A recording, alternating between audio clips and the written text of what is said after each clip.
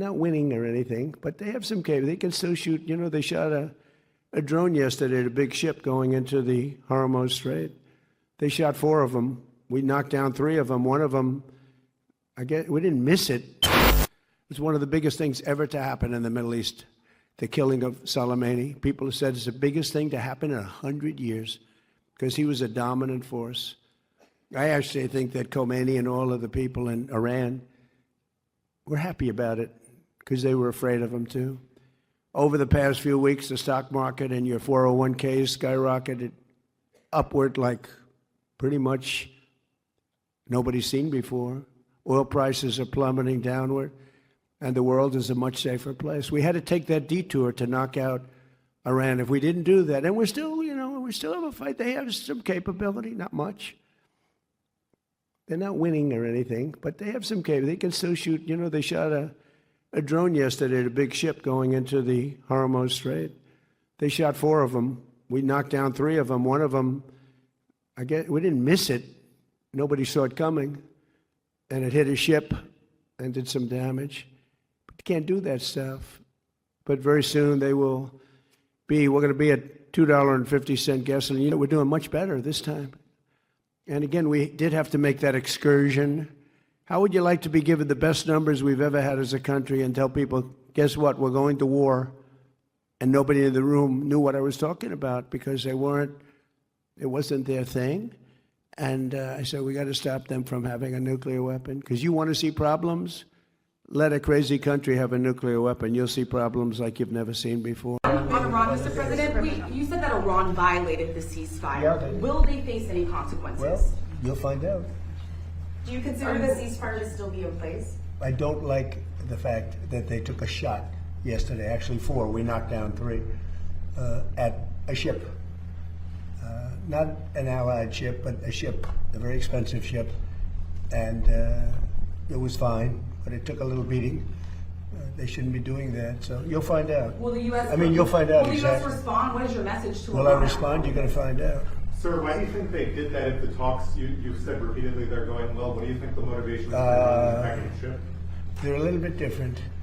That's why I think of it, 47 years, no president did what we're doing. So you just asked a question, you'll find out. Okay, I think we had enough.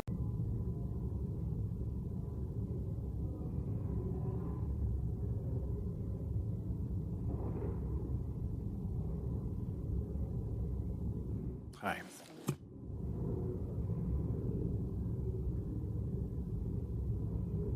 The yeas are 50, the nays are 48. The concurrent motion is agreed to.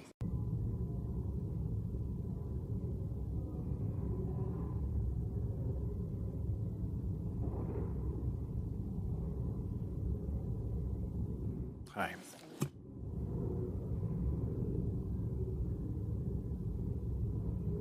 The yeas are 50, the nays are 48. The concurrent motion is agreed to.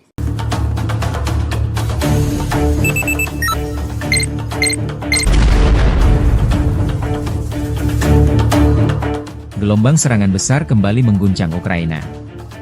Rusia mengklaim berhasil menghancurkan pusat komando drone dan menyerang sejumlah fasilitas energi di beberapa wilayah, termasuk Kiev, Sumy, dan Chernigov. Kementerian Pertahanan Rusia menyebut bom FAB-500 dan rudal KH-39 digunakan untuk melumpuhkan target militer Ukraina. Sementara itu, militer Ukraina melaporkan Rusia melancarkan 56 serangan udara, menjatuhkan 163 bom berpemandu, serta mengerahkan lebih dari 6.300 drone dalam 24 jam terakhir. Konflik yang telah berlangsung sejak 2022 itu terus menunjukkan eskalasi. Meski rekaman yang dirilis Kementerian Pertahanan Rusia belum dapat diverifikasi secara independen.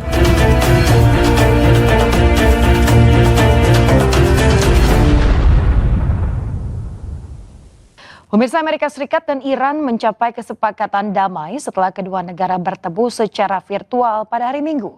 Sejumlah poin penting disepakati kedua negara termasuk penghentian perang secara menyeluruh.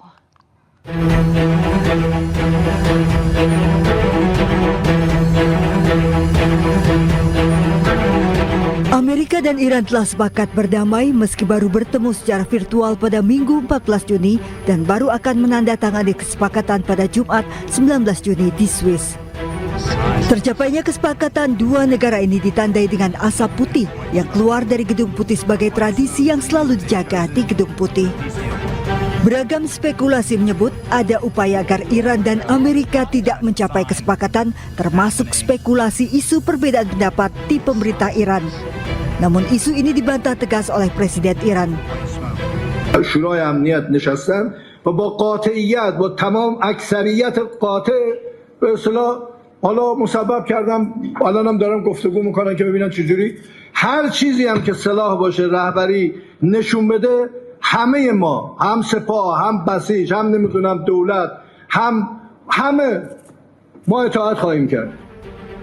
Dikutip dari kantor berita Mer Iran, sejumlah poin telah disepakati di antaranya. Berakhirnya perang secara menyeluruh, pencabutan blokade Amerika di perairan Oman. Selat Hormuz dibuka, sanksi Iran ditangguhkan. Rencana rekonstruksi Iran senilai 300 miliar dolar Amerika. Pencairan aset Iran yang dibekukan sebesar 24 miliar dolar Amerika yang setengahnya dibayar di muka, serta pembicaraan nuklir dalam 60 hari. Sejumlah negara sudah menyampaikan dukungan dan ucapan resmi atas tercapainya kesepakatan damai Amerika dan Iran, termasuk dari Sekjen PBB Antonio Guterres. Pemirsa, Presiden Amerika Serikat Donald Trump mengklaim berhasil mendorong tercapainya kesepakatan besar yang disebut akan membawa perdamaian dan juga keamanan di kawasan Timur Tengah. Melalui unggahan di media sosial, Trump menyatakan banyak presiden telah mencoba untuk berdamai dengan Iran dan semuanya gagal. Para pemimpin kawasan ini untuk pertama kalinya menemukan presiden yang mampu membantu mewujudkan perdamaian sejati.